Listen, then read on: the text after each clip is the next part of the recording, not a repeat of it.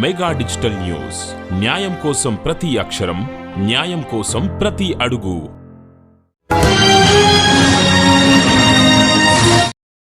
CPM ప్రజాపంద రాష్ట్ర committee సభ్యుడిని.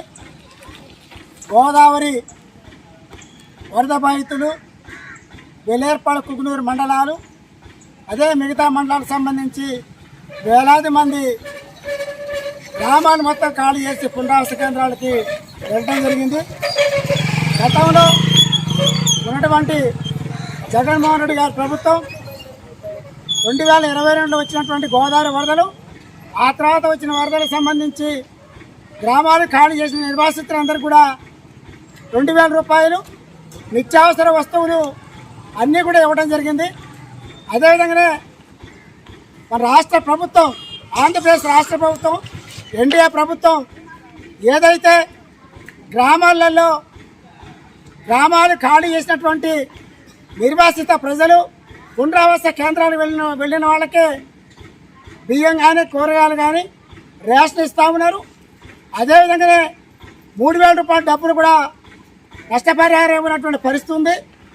Jaganmohan Reddy గారు 2000 రూపాయలు ఇచ్చినట్టుగానే ఈ ఆంధ్రప్రదేశ్ ప్రభుత్వం, చంద్రబాబు నాయుడు గారి ప్రభుత్వం 3000 రూపాయలు ఇవ్వాలని, కూరగాయలు, బియ్యము, నిత్యావసర వస్తువులు అంటే అన్ని చుట్టుపక్కల మండలం మొత్తం కూడా గోదావరి వరదలతోటి అన్ని దారులు మొత్తం మూసేసి పనులు లేకుండా ఖాళీగా ఉన్నారు. కాబట్టి కూలి పనులు కానీ వ్యవసాయ పనులు కానీ లేనటువంటి పరిస్థితుల్లో ప్రజలు మొత్తం కూడా కూలి పనులు లేకపోవడం వల్ల బస్సులు ఉండేటటువంటి పరిస్థితి ఉంది.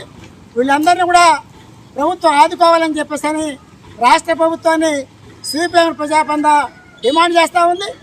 అదే మొన్ననే మరి దాచారం, కన్నాయగుట్ట, వెల్లేర్పాడు ప్రాంతానికి 4 మంత్రులు వచ్చారు. మరి అచ్చెన్నాయుడు గారు, మరి వనిత గారు, అదేవిధంగానే రామానాయుడు గారు, పాసాది గారు, మరి ఎమ్మెల్యే గారు కూడా ఈ ముంపు ప్రాంతాన్ని పర్యటించారు.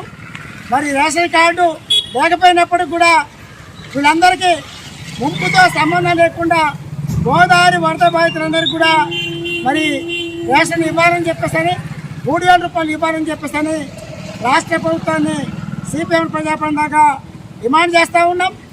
ఏదైతే R&R ప్యాకేజ్ చేయకుండా 2017 నుంచి ఇప్పటి వరకు కాలయాపన చేసే పరిస్థితి ఉంది.